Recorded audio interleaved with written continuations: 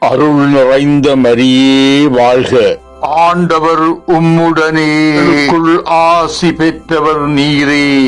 உம்முடைய திருவயிற்றின் கனியாகிய இயேசுவும் ஆசி பெற்றவரே.